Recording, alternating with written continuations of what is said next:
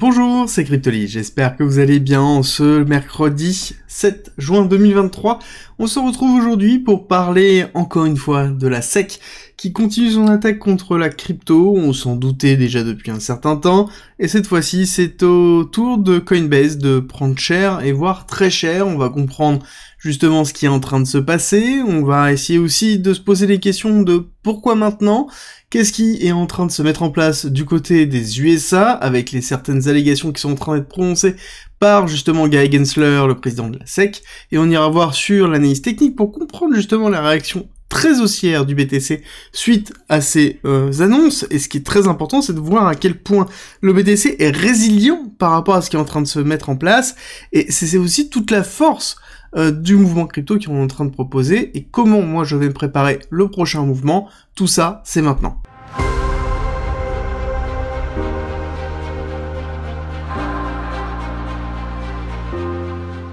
Et on commence avec la nouvelle qui est tombée hier, notamment.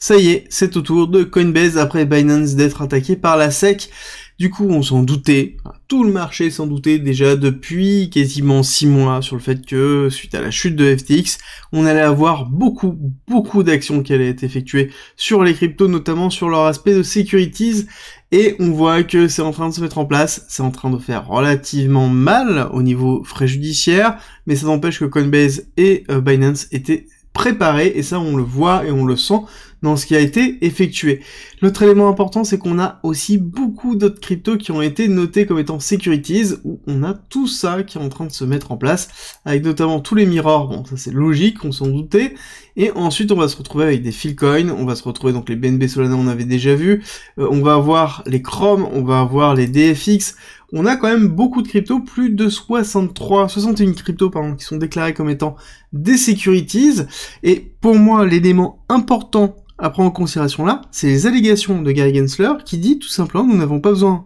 de monnaie numérique étant donné que nous avons le dollar. Cette phrase elle est vraiment très importante. Clairement là actuellement il y a un message qui est en train d'être passé, on veut fumer toutes les cryptos pour pouvoir laisser passer la monnaie de banque centrale, laisser passer le dollar, faire champ libre au dollar qui est en train de se faire malmener par notamment les BRICS qui sont dans une phase de dédollarisation, donc il y a un besoin d'avoir un renforcement du dollar au sein même des USA, et c'est exactement ce qui est en train de se passer. Alors, sein même des USA, USA élargi, dans le sens où on a les USA, et on va avoir la zone de dominance, qui va être justement le Canada et l'UK, dans lequel on se retrouve avec justement cette attaque très forte, et Coinbase ne se laisse pas forcément faire, hein. Coinbase essaie de répondre, comme le montre justement Asher, ce qui est la réponse de Coinbase, dans lequel on voit qu'ils essaient de montrer justement en nombre la réalité sur le fait qu'ils sont allés 57 fois demander des informations sur le stacking, 30 fois ils sont allés faire des rendez-vous pour savoir exactement ce qui allait se passer. Enfin globalement ils ont fait plein d'actions pour pouvoir rentrer dans la norme, comprendre pourquoi, comment gérer leur business sur les USA, mais ça n'a pas suffi. On se retrouve derrière avec quoi? Avec des attaques, et c'est une des raisons pour lesquelles la SEC n'a pas voulu répondre lorsqu'ils ont demandé justement des informations supplémentaires, c'est pour pouvoir préparer cette attaque, et clairement on le voit que c'est juste une continuité de ce qui avait été planifié. Par contre, on se pose des questions sur pas mal de choses, sur notamment The Block pose une question qui est très intéressante, c'est est-ce que cette composante d'attaque légale sur Coinbase et le reste pose la question sur comment la structure du marché crypto actuellement est faite. Et c'est très intéressant parce que il aborde le fait que actuellement un exchange crypto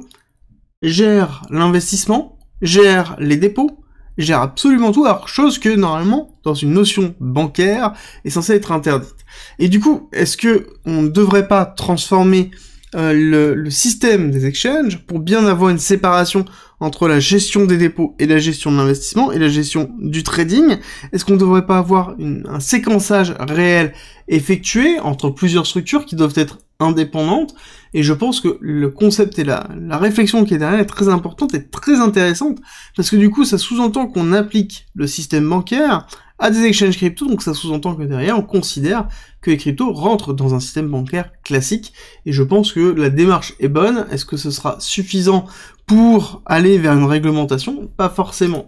Derrière, nous avons quand même la petite blagounette où la plainte de la SEC sur Binance a été suspendue à cause du fait qu'ils n'ont pas pu donner l'adresse complète de tous les plaintifs, de toutes les parties du procès, et je trouve ça vraiment juste extraordinaire, sur quand même une entité fédérale aussi grosse que la SEC, ne pas pouvoir justement tout préparer en amont, surtout vu le temps qu'ils ont mis pour pouvoir ce setup. Et on a surtout derrière un article de Coinbase qui explique pourquoi le BTC est revenu à 27K. Oui, on va analyser tout à l'heure techniquement, mais fondamentalement, ils expliquent que tout simplement, on était préparé. Et oui, c'est vrai, on était préparé. On le savait déjà depuis un certain temps qu'on allait avoir ce glaive législatif qui allait tomber, ce coup près qui allait faire excessivement mal à un moment donné. Mais en fait, étant donné que tout le monde était prêt, c'était déjà pricé, il y a eu la nouvelle qui est tombée. Oui, on a eu une réaction très forte, mais somme toute, on est revenu à l'état d'équilibre.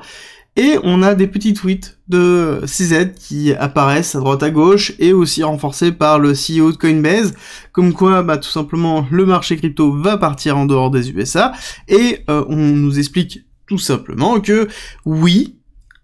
actuellement on est en train d'attaquer Binance, on est en train d'attaquer Coinbase, par contre FTX il ne s'est jamais rien passé. Il ne s'est rien passé sur FTX, et pourtant derrière on est en train d'attaquer ceux qui restent, ceux qui sont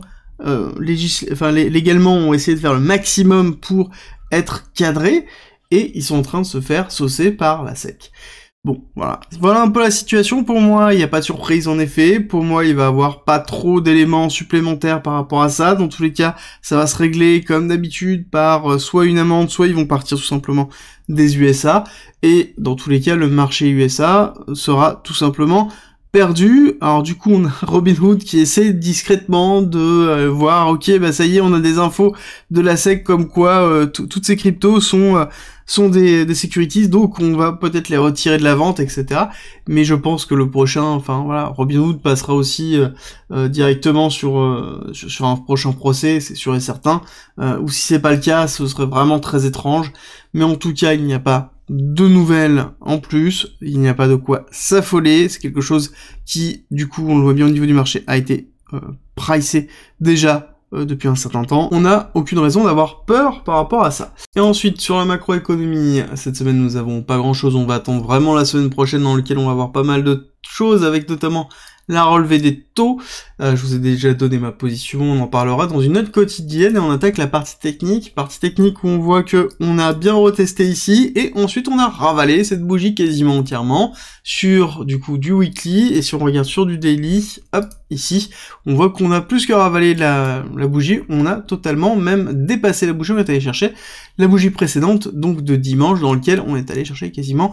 un bout de clôture, ce qui est plutôt positif, et on a commencé un retracement structurel ici aujourd'hui. Donc ce qui est important de noter là, c'est que là encore une fois on a une résilience, une preuve de résilience du BTC par rapport à tout ce qui est en train de se passer, et c'est positif. En tout cas, moi personnellement, si on m'avait dit que on allait avoir FTX, que on allait avoir la SEC qui nous tombait sur le dos, que on allait avoir la crise bancaire derrière,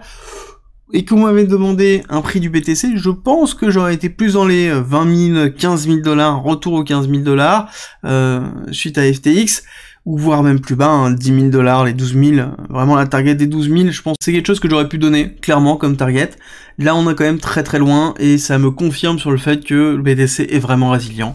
Clairement aussi, il faut prendre en considération que oui, on est dans une tendance baissière de correction générale, on a retesté un niveau important qui est le ligne de coup, on a une réaction très haussière suite à ça, on est toujours dans ce canal descendant, mais on est en même temps, quand on retire tout ça, c'est simple, on voit quoi? On voit qu'on est dans un range actuellement. On a fait, oui, un excès baissier, et on est revenu justement dans ce range structurel. Donc pour moi, la target, ça va être une continuité de retracement, puis après retravailler la partie haute. Je vous explique ça dans quelques instants. Petit passage sur l'order flow, vous allez voir que c'est intéressant. On a le spot qui est flat, que ce soit sur le CVD spot qui est flat et le CVD perp qui est flat aussi. On voit surtout, ce qui est très important, c'est qu'on a une belle contraction au niveau des long short ratios, ok, et là on a une belle accélération au niveau des top traders. Donc ça sous-entend qu'on a une divergence sur la totalité des top traders versus la totalité des comptes Binance. Donc ça sous-entend ici qu'on a une prise de position différentielle. Ça sous-entend aussi que là, on a vraiment une action des top traders sur une continuité haussière forte. Et ce qui est intéressant de voir, c'est qu'on a eu la rupture, ok, niveau de rupture ici, donc 50, allez, on va dire 57%, on a fait la cassure baissière, on est revenu au même niveau, voire un petit peu plus en dessous, et qu'est-ce qui se passe ici? On est au-dessus, on est à 57,7, donc ça veut dire que les positions longues ont grandement augmenté suite à l'accélération haussière, et les positions longues sont supérieures à celles qui étaient antérieures, donc au 5 juin. Donc on est quand même revenu bien plus agressif sur un cours où le cours en lui-même est moins haut, et à côté, on a une position, un volume de position qui est bien supérieur. Donc ça veut dire qu'on a bien eu un renforcement de position et on a eu un cut clair des hedging qui sont en place, et donc du coup ça sous-entend qu'ici on n'a pas hedgé les positions. Donc ça veut dire qu'on cherche une continuité haussière, il est possible que derrière ce retracement, on ait une respiration avec un rachat encore et une augmentation des positions. Du coup, quelle est ici mes prérogatives? Pour moi, on a éclaté le retest ici, donc pour moi on a un break, tout simplement la volonté baissière très forte. Si on avait justement une bonne réaction sur le retest pour une continuité baissière, là je vous aurais dit oui, on est en train de préparer une continuité baissière. Là clairement on n'a pas fait un break-off structure, on est allé chercher ici le niveau de liquidité qui se trouvait là, mais ce n'est pas suffisant pour moi. Je pense qu'on va continuer à la hausse, chercher ici potentiellement la trendline qui se trouve ici du canal haussier, mais avant on va faire une respiration qui me semble tout à fait logique vu le mouvement impulsif. Je vais potentiellement chercher un 0,5, d'accord, un 50% de retracement, donc à 26 400, ou potentiellement un petit peu plus bas, 618 786, donc ma box qui se trouve ici, donc repasser dans la zone discount de ce mouvement ici, pour pouvoir après repartir à la hausse, donc reprendre un petit peu d'effort, surtout qu'on a des liquidités longues à aller chasser, les liquidités longues qui sont vraiment dans cette box ici, pour pouvoir aller chercher les liquidités short qui sont dans la box au-dessus, donc qui sont au niveau de 27 300 jusqu'à 28 000, où on a pas mal de liquidités, donc l'idée ce serait de faire ça, repartir, chercher ça, et ensuite on verra est-ce que oui ou non on se structure à la baisse ou pas, c'est-à-dire est-ce que oui ou non ici, donc on fait le mouvement là, on récupère, on va chasser, est-ce que là on arrive à casser la trendline et donc repartir potentiellement chercher les 28 500 ici et marquer un gros break-off structure pour ensuite faire un petit retracement et faire une continuité haussière, ou est-ce que tout simplement on est vraiment dans une phase de retest, ici, puis une continuité, on va chercher 23 000, plus bas, dans lequel on va faire une zone de retest avec une respiration jusqu'à septembre, et ensuite on repartira tranquillement sur cette fin d'année, ou dans lequel on va avoir pas mal de nouvelles, notamment avec la SEC, avec Ripple, avec notamment, n'oublions pas, GBTC, dans lequel on a eu une demande au niveau des ETF, hein, donc ça, on devrait avoir des infos dans les semaines qui viennent, dans les jours qui viennent même, hein, pourquoi pas, mais voilà un petit peu le setup que j'ai court terme, donc je suis plutôt ici impressionné par la résilience du BTC d'ailleurs, qui n'est pas que le seul à être résilient, alors, certes beaucoup moins, donc là on est dans le Total 3, donc qui est Total Market Cap, qui exclut BTC et ETH, d'accord, qui sont les deux à être à peu près considérés comme des commodities. BTC on le sait, ça a été acté, Ethereum, bon, on est un peu entre les deux, mais en tout cas, on se dirige plus vers une notion de commodities que vers une notion de securities, en tout cas, il ne fait pas partie des actifs qui ont été cités. Donc, pour moi, ici, le total market cap représente vraiment les altcoins qui ont un risque réel, structurel, à cause des actions de Gary Gensler et de la SEC. Bon, on voit que oui, on a pris une tartine, mais somme toute, on a quand même ravalé une partie de la bougie, et que là, actuellement, on est dans une forme de retracement. Donc ici, on a quand même un impact au niveau des altcoins, qui est beaucoup plus marqué que le BTC, donc ça montre la résilience du BTC comme crypto, et à côté, on a ici un impact sur les altcoins, qui est quand même relativement fort, on va pas se le cacher, qui tient bien, mais qui est relativement fort, dans lequel je pense qu'on va aller chasser cette partie basse ici, et on risque de ne pas voir l'alt season.